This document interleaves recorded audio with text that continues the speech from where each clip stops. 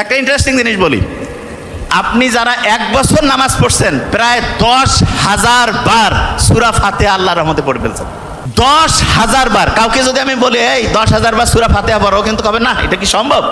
কিন্তু জাস্ট প্রত্যেক দিন প্রায় 30 রাকাতের মতো আমরা নামাজ পড়ি। ফজরে 4, জোহরে ধরলাম 10, আসরে 4, মাগরিবে ধরলাম 7 বা 5, এশায় ধরলাম 9, গড়পড়তা প্রায় 30 রাকাত। 1 মাসে 900 রাকাত, 1 বছরে 10,800, আরো কয়েকশো বাদ দিলাম, 10,000 বার সূরা ফাতিহা আমরা পড়ছি। লাভটা কি হয়েছে? বিজ্ঞানীরা দেখছে সূরা ফাতিহা যে শুরু হয় আলহামদুলিল্লাহ দিয়া, শুকরিয়া আদায় করা।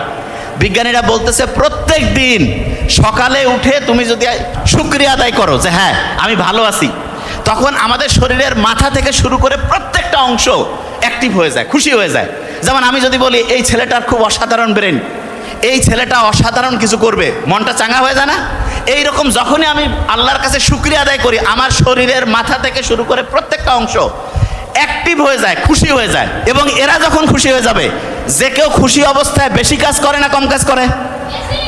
এই দেখো কত এনার্জি, বেশি কাজ না কম কাজ? তাইলে আমাদের মাথা থেকে পা পর্যন্ত সবগুলো জিনিসকে যদি আমি খুশি করতে চাই, আমাকে আলহামদুলিল্লাহ বলতে হবে। কি বলতে হবে? তা আলহামদুলিল্লাহ তো এমনিতে বলতে মন চায় না, এই জন্য আল্লাহ নামাজের মধ্যে প্যাকেট করে